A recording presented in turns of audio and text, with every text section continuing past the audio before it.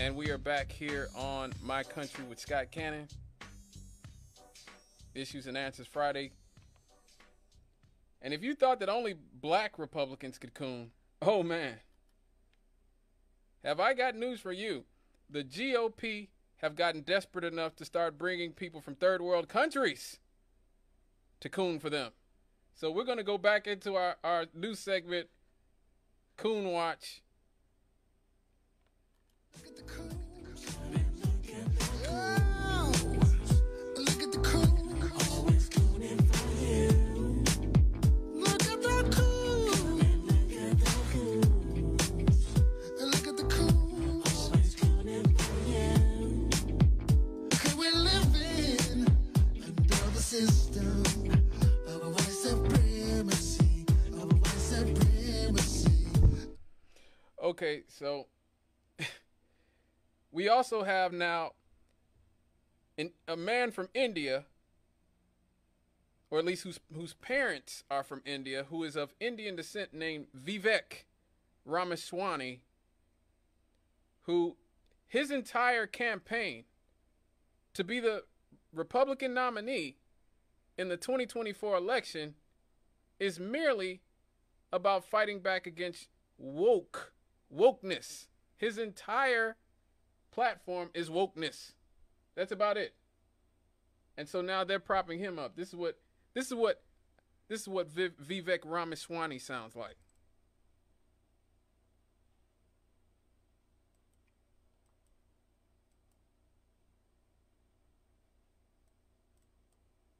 So the new popular talking point on the American left is that conservatives can't define the word woke, even as they continue to be anti-woke. Here's the one thing I'll admit, okay? There are a lot of Republicans who don't know what they mean when they use this word. But that just gives an opportunity to the left to ridicule Republicans, when what we actually need to do as Republicans is to take the debate to their turf and win. So you don't know what woke means? Here's what it means. I'm going to define it in neutral terms that nobody can deny, okay? Being woke refers to waking up to invisible alleged societal injustices based on genetically inherited attributes: race, sex, and sexual orientation. And further, it creates a hierarchy based on these genetic attributes to say that you're either an oppressor or you're a member of an oppressed class, which creates these invisible relationships that creates a social hierarchy. And what they say is we need to turn that social hierarchy upside down, or at least even it out, by using any means necessary, not just through government, but even through the private sector, even through our schools, and even through our economy itself, including the use of quota systems based on race, gender, and sexual orientation, to correct for those alleged societal injustices. That is what it means to be woke. That is what the woke movement is all about. Now, see, this is what I have an issue with people like Vivek Ramaswamy about. Okay? Because he's in single digits. He is being platformed everywhere, though. I don't know how much you guys are watching the news, but he is being covered a lot. But the issue I always have with people like Vivek Ramaswamy is they essentially make the argument that America is a meritocracy and has been a meritocracy, and people on the left seek to destroy this meritocracy that we have. That people who can't compete, supposedly like black people who are inferior, according to them, people who are incapable of competing, blacks, Hispanics, and other minority groups that struggle, are incapable of competing, and so we need affirmative action to come in and rescue us from all these super hardworking, achieving white people. The way it's always being presented as if we had a meritocracy until liberals ruined it. when in reality, America is anything but a meritocracy and has never been a meritocracy. There is no more effective form of affirmative action than being wealthy and white in this country. Hell, a lot of times you could just be wealthy. A lot of times you could just be white. Keep it 100. Like, we gonna keep it 100 here? I think we keep it 100 on My Country with Scott Cannon. A lot of times you could just be white and get to places that you would have never gotten to in a million years.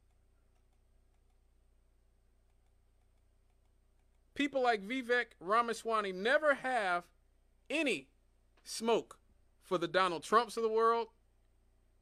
This is a man who was a millionaire when he was 8 years old because his father was a millionaire land developer. How is that meritocracy? He never has smoke for people like George W. Bush, who was a C student, but managed to get into Yale because he was a legacy student.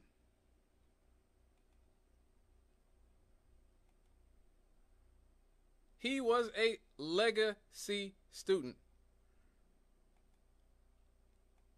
And speaking of legacy students, when it comes to affirmative action, you will never see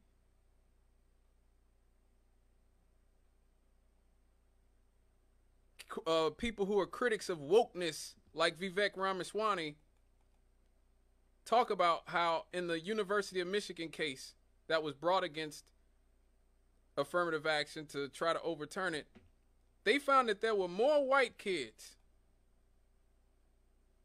who were at the University of Michigan who were legacy students, who were there solely because their parents went there or because their parents donated money to the school.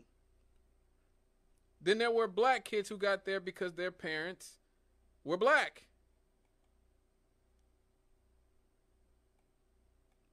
They never talk about white women being the #1 beneficiaries of affirmative action.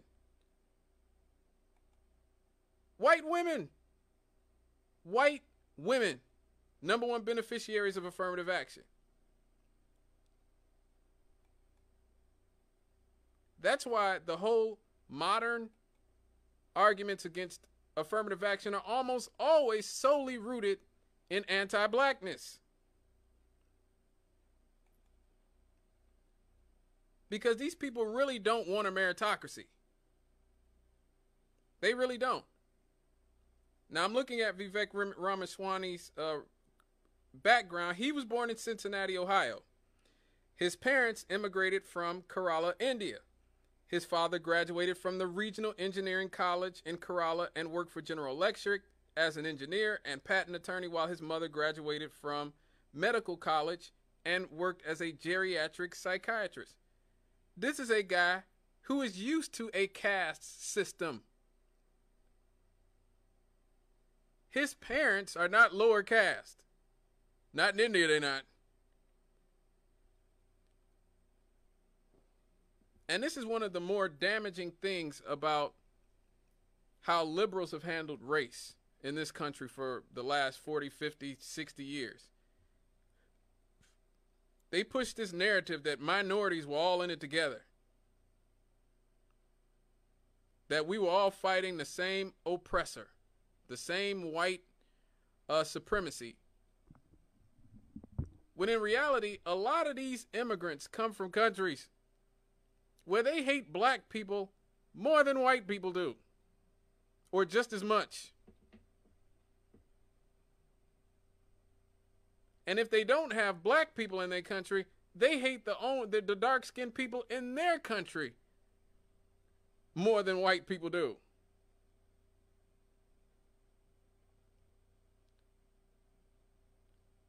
And so these people come here, they want to maintain a caste system. They just want to be at the top of the caste system. They want to come here and be what they would be in India, but they can't exactly be in India, but they want to be that here.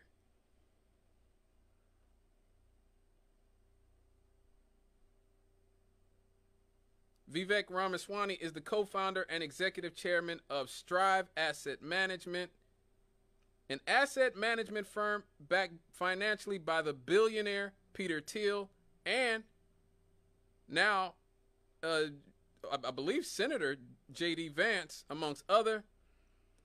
They were established as an alternative to larger asset managers like BlackRock, State Street, and Vanguard.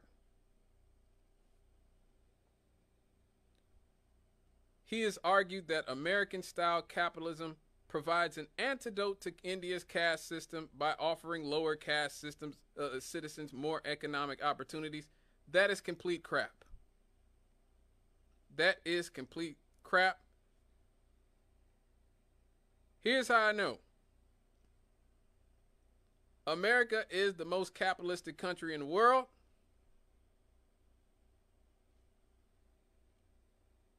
But guess where we rank when it comes to social mobility?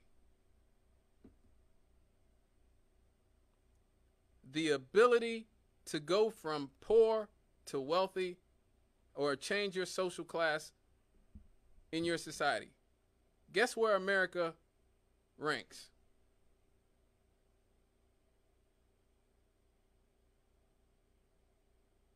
We rank 27th.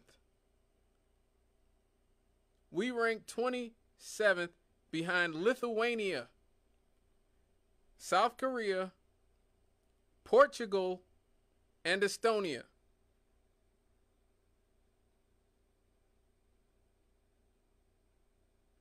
The countries that are in the top 5 of social mobility: Denmark, Norway, Finland, Sweden, Iceland.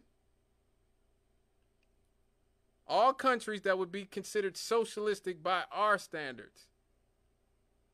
These are social democracies with a welfare state, without military industrial complexes, without prison industrial complexes, where people pay their damn taxes. Rich people have to pay their taxes in Denmark. Okay? They really do. And we talked last week, I believe it was last week, or the week before last, about the minimum wage in this country being $7.25 in 2023, when in 1968 it was the equivalent of $24.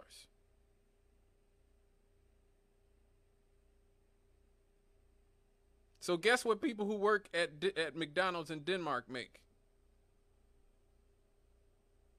They make $24 an hour.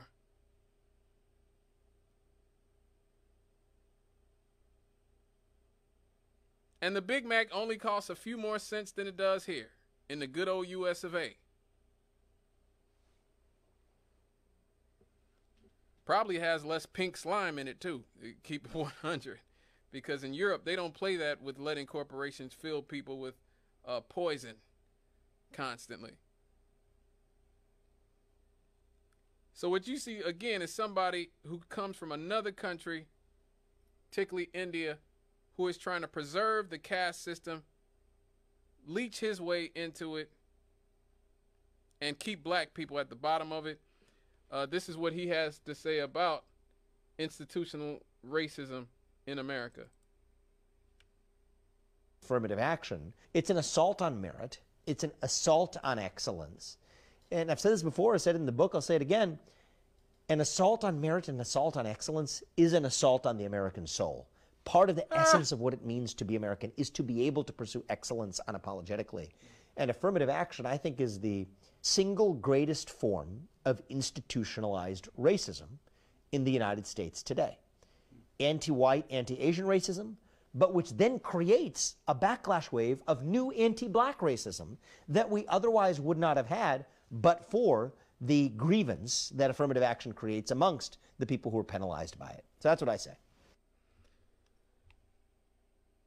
So when they burned down Black Wall Street, was that because of affirmative action?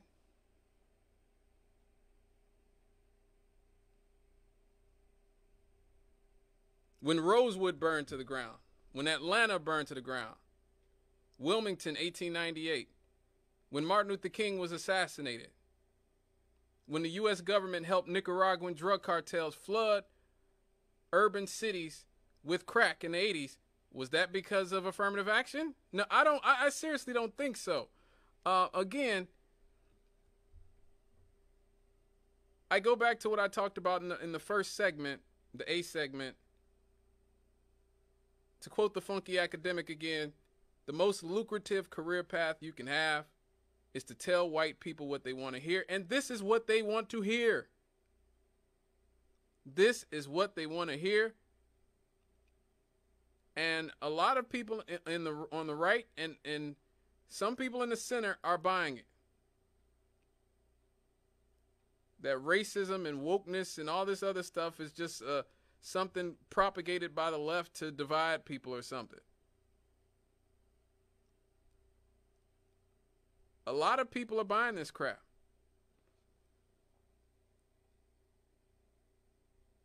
But we're not done, folks.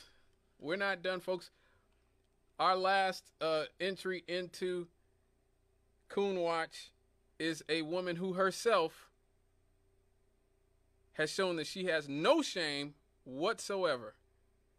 Look at the coons. Oh, look at the coons. Always cooning for you. Look at the coons. Look at the coons. Always cooning for you. 'Cause we're living under the system of white supremacy. Of white supremacy. I love that. Just because you are not black doesn't mean you can't coon it up, folks. And if there's somebody who loves to coon it up, it is this woman, Nimrata Nikki Haley. This is what she had to say when posed with the question, is America a racist country? It's now fashionable to say that America is racist. That is a lie. America is not a racist country. This is personal for me. I am the proud daughter of Indian immigrants. They came to America and settled in a small southern town. My father wore a turban. My mother wore a sari. I was a brown girl in a black and white world. We faced discrimination and hardship, but my parents never gave in to grievance and hate. My mom built a successful business. My dad taught 30 years at a historically black college, and the people of South Carolina chose me as their first minority and first female governor. America is a story that's a work in progress. Now is the time to build on that progress and make America even freer, fairer, and better for everyone. That's why it's so tragic to see so much of the Democratic Party turning a blind eye towards riots and rage. The American people know we can do better. And of course we value and respect every black life. The black cops who've been shot in the line of duty, they matter. The black small business owners who've watched their life's work go up in flames, they matter. The black kids who've been gunned down on the playground, their lives matter too. And their lives are being ruined and stolen by the violence on our streets. It doesn't have to be like this. It wasn't like this in South Carolina 5 years ago. Our state came face to face with evil. A white supremacist walked into Mother Emanuel Church during Bible study. 12 African Americans pulled up a chair and prayed with him for an hour. Then he began to shoot. After that horrific tragedy, we didn't turn against each other. We came together, black and white, Democrat and Republican. Together, we made the hard choices needed to heal and removed a divisive symbol peacefully and respectfully. What happened then should give us hope now. America isn't perfect, but the principles we hold dear are perfect. If there's one thing I've learned, it's that even on our worst day, we are blessed to live in America. So many things I have to say about what Miss Nimrata Nikki Haley had to say. If America is not a racist country, why did it take 240 years for them to have a Indian woman or a woman of color be a governor? And this is where the logic always falls apart for these types. Because you have two options. Either the system is racist or the people are defective. It's one or the other. That really is the only argument to make. Either the system is wrong or the people are wrong. Either all minorities, especially black people, are inherently inferior and defective, or the system is racist. Now, if we're going to talk about politics, let's talk about what happened during Reconstruction, right? During Reconstruction, there were over 2,000 black politicians in the South in this country. Over 2,000. There was a black governor in Louisiana. There were black senators, black congressmen, black mayors, black police chiefs, black businesses thoroughly flourishing throughout the South in the 1870s. We talked about Robert Smalls about a month ago, I believe during the Happy Happy segment. The brother who stole a Confederate ship and sailed it north. This brother went back down south and became a senator.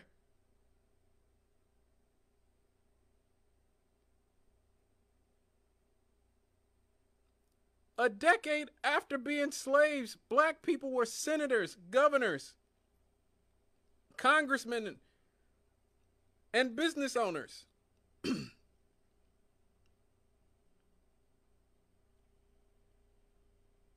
So what happened? What happened?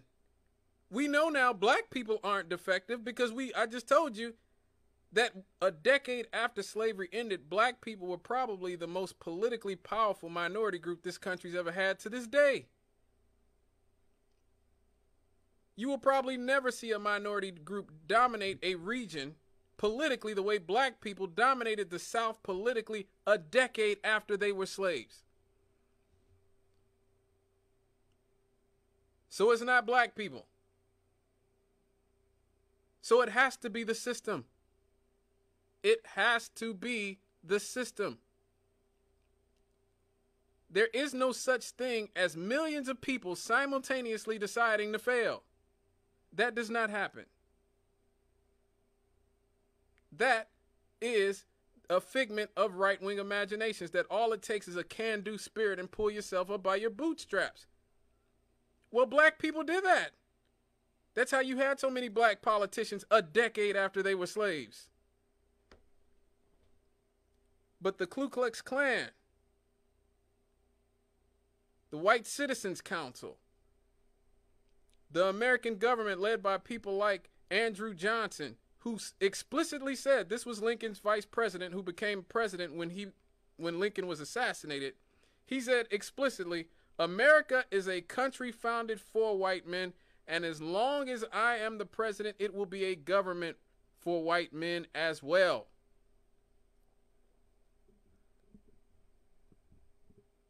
And so black Congress people, black senators, black mayors, black police chiefs, all these other people were lynched.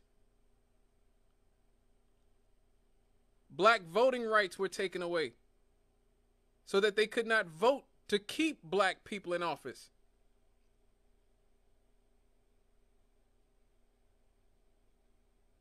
So we had a black governor in the 1870s. Do you know when we had our next black governor in this country?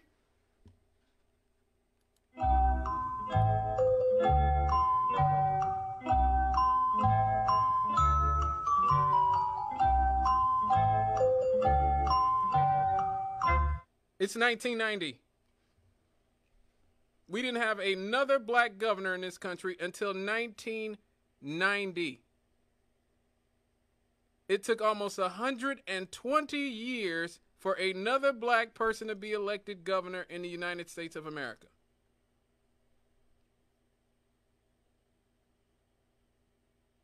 And as I just told you in the first segment, Tim Scott is the first one to be elected from the South since 1881.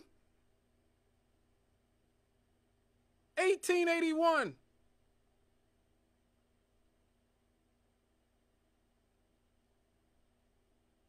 So look, I am no fan of the liberals. I think anybody who knows this this show, who knows me personally, knows this show, knows I am no fan of the Democratic Party, and we're going to get to them when we come back after the Happy Happies. But the Republicans are definitely not the answer either. And now their newest attempt to bring these coons out, because you don't have to just be black to coon. Cooning it up is how all minority groups gain individual wealth and power. They coon it up for white people.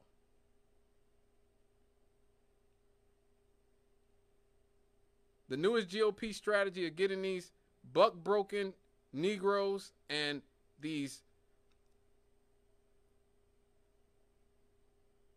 opportunistic immigrants to come here and bash black people and bash the civil rights movement and bash the movement for justice is not the answer for black people. I can tell you that. I agree liberals aren't the answer, but neither are these people. All right, folks, I got to go to my second break, and when I come back, Happy Happies!